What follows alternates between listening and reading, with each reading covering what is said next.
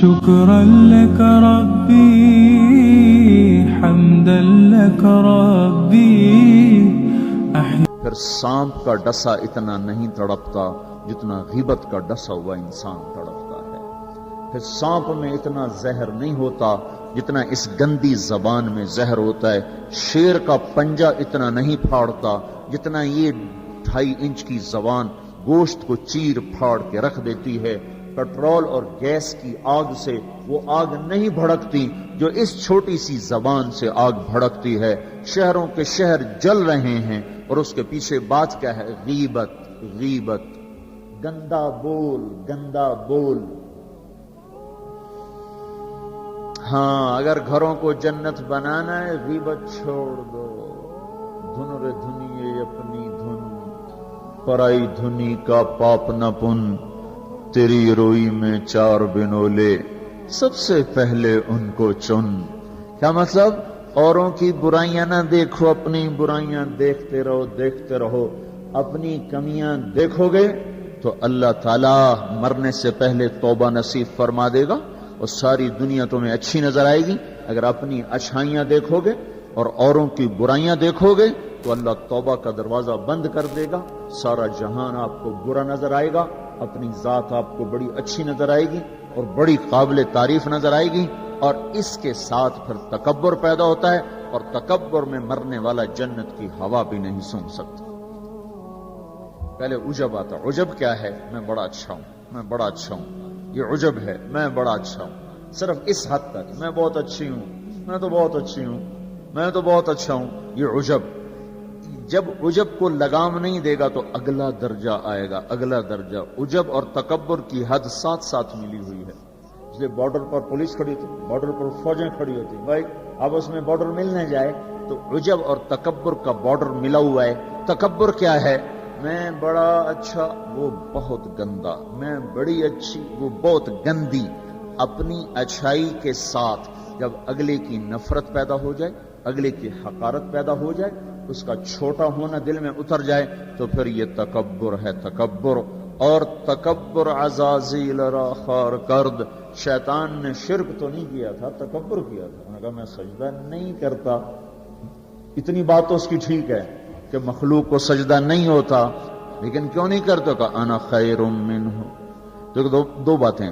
اللہ نے زمین آسمان سے کہا میری مانو، ان کا یا اللہ ہم نہیں مانتے. اللہ نے شیطان سے کہا میری مانو، ان کا یا اللہ میں نہیں مانتا. تو زمین آسمان کو کچھ نہیں کہا، شیطان کو مردود کیا. کیوں؟ دونوں نے. انا اردنا الامانۃ علی السماوات والارض والجبال.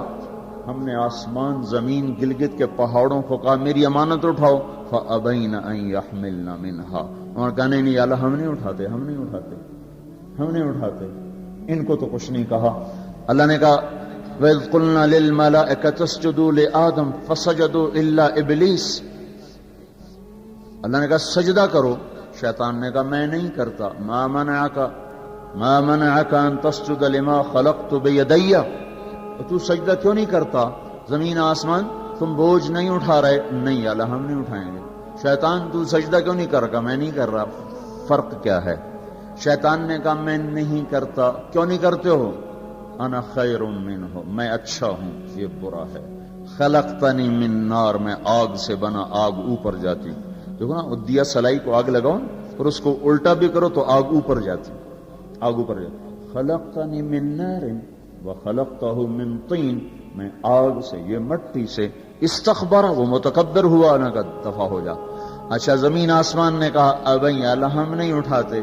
اللہ کہا کیوں؟ واشفقنا منها. یا اللہ ہمیں تیرا ڈر لگتا ہے، یا اللہ ہمیں تیرا خوف ہے کہ ہم تیری امانت اٹھا نہیں سکیں گے. یا اللہ ہماری ہمت نہیں کہ ہم تیری امانت. واشفقنا منها، وہ ڈر گئے کہ یا اللہ ہمارا بس کا نہیں ہے. اللہ کا جاؤ معاف کر دیا. انہوں نے کہا میں اچھا. ان کا تو مردود ہے قیامت تک کے لیے. تو میرے بھائیوں بہنوں، ایک بہت بڑی آگ ہے جو جنگل کی آگ سے بھی زیادہ شدید ہے، اور یہ زبان کا غلط بول ہے. یہ غیبت ہے. یہ غیبت جو سب سے زیادہ انسانوں کو جہنم میں لے کر جائے گی، سب سے زیادہ انسانوں کو جہنم میں گرائے گی. عیسیٰ علیہ السلام گزر رہے تھے ایک ڈاکو بیٹھا تھا پہاڑ کی چوٹی پر، اس کی نظر پڑی، اس کو خیال آیا میں کیا زندگی گزار رہا ہوں۔ انہوں نے کہا یا اللہ میری توبہ مجھے معاف کر دے، آئندہ تیرے نبی کا ساتھ دوں گا، اور یہ کہہ کر پہاڑ سے نیچے اتر آیا اور ساتھ چل دیا۔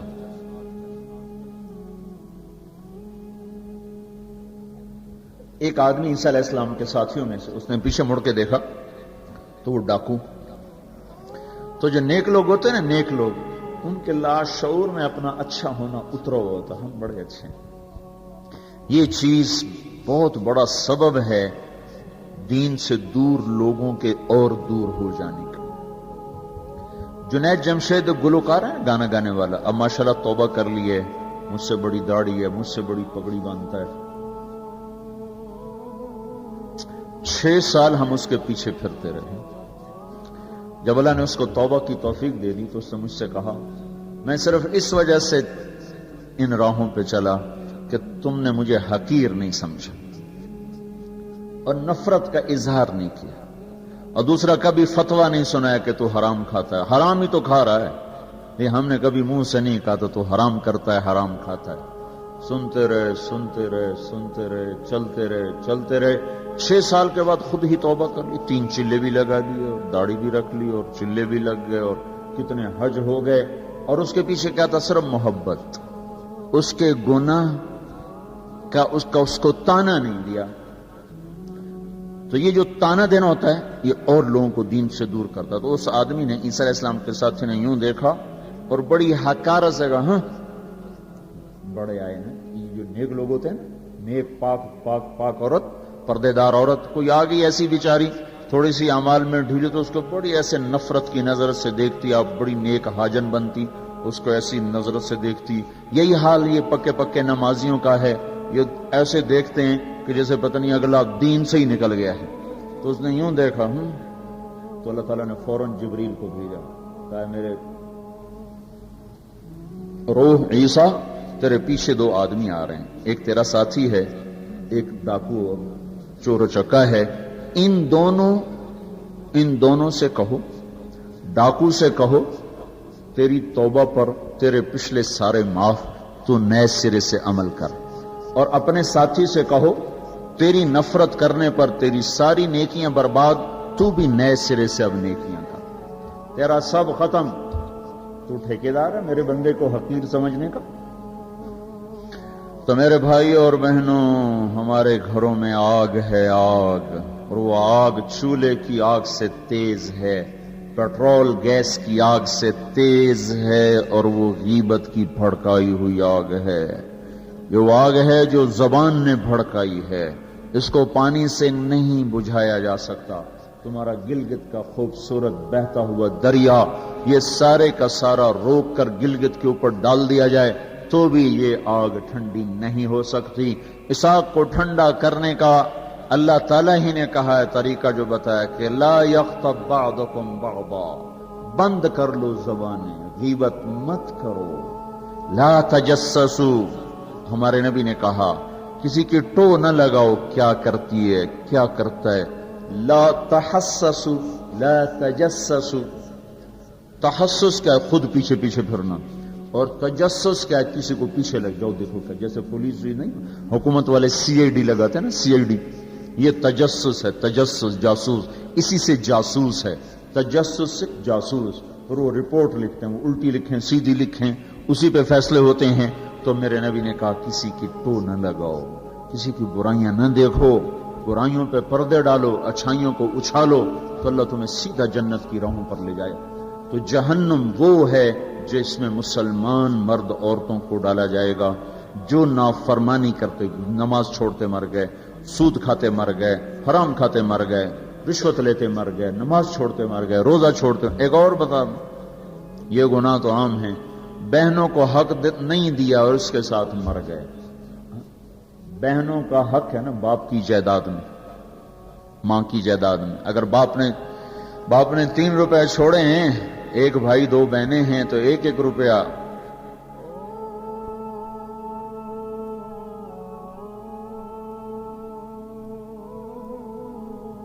ایک بہن کو ملے گا، 1 روپے ایک بھائی کو ملے گا، 2 روپے ایک بھائی کو ملے، اور آدھا آدھا ان کو ملے گا. تو کیا ہوا بھائی؟ ادھر کیا ہوتا ہے؟ ادھر کیا ہوتا ہے؟ سارا حق بھائی دبا کے بیٹھ جاتا. سارا حق بھائی نے دبایا. اور بھائی کیا ہوا؟ کہا جی ہمارا رواج کوئی نہیں، ہمارا رواج کوئی نہیں. اچھا قرآن تو کہتا ہے للذکر مثل حظ الانثیین، دو بیٹیوں کے برابر ایک بیٹے کا حصہ ہے. 1 روپیہ بیٹی کو ملا، 2 روپے بیٹے کو ملیں. 8 آنے بیٹی کو ملے، 1 روپیہ بیٹے کو ملے گا. پھر اللہ تبارک و تعالیٰ نے عورت کا حق پہلے بتایا، مرد کا حق بعد میں بتایا. للذکر مثل حظ الانثیین، للذکر مثل حظ الانثیین. اور یہاں ساری گلگت کی وادی بہنوں کا حق کھا جاتی ہے. اور کوئی کہتا بھی نہیں کہ حرام ہو گیا، حرام ہو گیا. کوئی رشوت کھائے تو کہتے رشوت کھاتا ہے، کوئی سود کھائے کہتے بڑا مجرم ہے سود کھاتا ہے، کوئی ڈاکہ ڈالے تو کہتے بڑا ظالم ہے ڈاکے مارتا ہے. سارے گلگت والوں نے بہنوں کے حق پہ ڈاکہ مارا. نہ کوئی مقدمہ ہوا، نہ کوئی فریاد ہوئی، نہ کسی نے ہائے کی. اور کسی بہن نے کچھ مانگ بھی لیا تو الٹا اس پہ چڑھائی ہو گئی. بہنوں کا حق کھاتا ہوا مر گیا، جنت کی ہوا بھی نہیں لگی.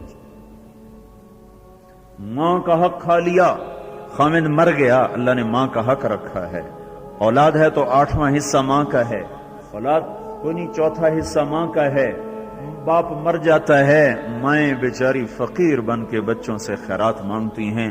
حالانکہ اللہ نے خامد کے حق میں سے 1/8 ماں کا حق رکھا تھا، کوئی نہیں دیتا. ماؤں کا حق ہڑپ، بہنوں کا حق ہڑپ. اور پھر اس کے ساتھ یہ احساس بھی نہیں ہے کہ میں مجرم ہوں، میں نے ظلم کیا ہے. یہ احساس ختم ہو گیا ہے. تو بھائیوں میرے بہنوں، اللہ نے جہنم کو بنایا ہے نافرمان مسلمان مرد عورت کے لیے. اگر توبہ نہ کی تو اس میں جانا ضرور ہے. جو ہے نا آخری آدمی ہے جو نکالا جائے گا. جب وہ نکالا جائے گا تو اللہ تعالیٰ کہیں گے اس کو نکالو، ایک آدمی دوزخ میں، اس کو نکالو. تو وہ جبریل آ کر کہیں گے بھی اس کو نکالو. تو دوزخ کا فرشتہ مالک کہے گا کہ دوزخ نے ایک کروٹ بدلی ہے، اس میں ہر چیز کو اس نے الٹا پلٹا کے پھینک دیا ہے، مجھے سمجھ میں نہیں آ رہا وہ کہاں پڑا ہوا ہے. تو جبریل کہیں گے یا اللہ وہ مالک کو پتہ نہیں چل رہا وہ کہاں پڑا ہوا ہے. تو اللہ تعالیٰ کہیں گے جاؤ فلاں پتھر کے نیچے دبا پڑا ہے. میں نے پتھر بتایا تھا نا، پتھر کیا ہوتا ہے؟ پتھر کیا ہوتا ہے؟ جس کے نیچے پہاڑ بھی پگھل کے پانی بن جائیں گے. اللہ تعالیٰ کہیں گے فلاں دوزخ کے کونے میں پتھر کے نیچے ہے. تو جبریل بھی اندر جائے گا اور وہ مالک بھی اندر جائے گا. وہ پتھر کو اٹھائیں گے تو نیچے منہ کے بل گرا پڑا ہوگا اور اس کے اوپر آگ ہی آگ ہوگی. اور وہ زبان سے کہہ رہا ہوگا یا حنان یا منان. ایک دفعہ جبریل ہے کہ یا رسول اللہ آپ کو دوزخ کے سنوں کا سنیں کہ جہیم میں حاویہ میں منافق ہیں، جہیم میں مشرک ہیں، سقر میں صابئی ہیں، مجوس ہیں، اور سعیر میں مجوس ہیں، لظہ میں یہود ہیں، حطمہ میں عیسائی ہیں. اور کہہ کر جبریل چپ ہو گئے. تو آپ نے کہا اور کیا؟ کہ جی آپ سے شرم آتی، آپ سے شرم آتی. کہ نہیں بتاؤ. کہا جہنم میں آپ کی امت ہے، نافرمانی کرتے ہوئے جو مر گئے توبہ کیے بغیر.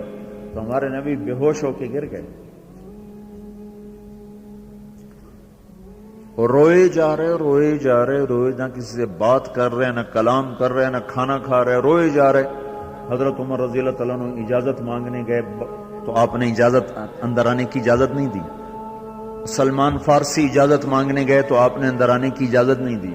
سلمان فارسی بھاگ کے حضرت فاطمہ کے پاس گئے کہ جاؤ ابا کی خبر لو. وہ رو کے ان کا حال برا ہے اور کسی سے بات نہیں کر رہے، کھانا نہیں کھا رہے. حضرت فاطمہ رضی اللہ تعالیٰ عنہ دوڑی ہوئی تشریف لائیں، دروازے پہ دستک دی تو آپ نے، چونکہ حضرت فاطمہ سے محبت بے پناہ تھی، تو آپ نے فوراً اجازت دے دی. اندر آئیں تو کہا ابا جان کیا ہوا؟ میں آپ پہ فدا قربان، آپ کا یہ حال کیوں بنا ہے؟ کیا ہوا ہے؟ تو آپ نے کہا فاطمہ میری بیٹی، مجھے جبریل نے بتایا ہے میری امت کے نافرمان مرد عورتوں کو جہنم میں جانا ہوگا. رامنا کتنے نوجوان ہوں گے جو کہیں گے ہائے ہماری جوانی پہ کرم میں رحم کرو، پر کوئی رحم نہ کھائے گا۔ کتنے بوڑھے ہوں گے جو کہیں گے ہمارے بڑھاپے پہ رحم کرو، کوئی رحم نہ کھائے گا۔ کتنی عورتیں ہوں گی جو ننگی ہو کر جہنم میں پھینکی جائیں گی اور ان کے بالوں کی چوٹیوں سے پکڑ کر فرشتے ان کو گھسیٹ رہے ہوں گے، وہ کہیں گے ہائے ہائے ہماری بے پردگی، ہم پر رحم کرو۔ ان پر کوئی رحم کرنے والا نہیں ہوگا۔ مجھے یہ خبر رلا رہی ہے، بے قرار کر رہی ہے۔ تو لیبلوکم ایکم احسن عملا، ان قریب موت پر یہ سب کچھ کھل کے سامنے آنے والا ہے۔ اللہ تعالیٰ نے اس کی تیاری کے لیے ہمیں یہاں بھیجا ہے۔ ہم آزاد نہیں ہیں، اللہ اس کائنات کا بادشاہ ہے، زندگی موت کا نظام بنایا اور عزت اور ذلت کا نظام بنایا، جنت اور جہنم کا نظام بنایا، عرش فرش زمین آسمان چاند تاروں کا نظام بنایا، اور دنیا اور آخرت کی ساری عزتوں تک پہنچانے کے لیے حضرت محمد صلی اللہ تعالی علیہ وسلم کو رہبر بنا کر، ہادی بنا کر، قیامت تک کے آنے والے انسانوں کے لیے رہبری کا طریقہ دے کر آپ نے مکے کی پہاڑیوں سے آپ کو چاند بنا کے، سورج بنا کے آپ کو طلوع فرمایا، اور پھر قیامت تک کے لیے سورج چمکتا رہے گا، یہ چاند چمکتا رہے گا، نہ یہ گھٹتا ہے اور نہ اس پر کوئی گہن لگتا ہے، نہ اس پر کوئی داغ آتا ہے، نہ اس میں کوئی آگ ہے۔ آپ ساری دنیا کے مردوں عورتوں کے لیے عزت کا راستہ لے کر آئے، بلندی کا راستہ لے کر آئے، کامیابی کا۔ شکرا لك ربي، حمدا لك ربي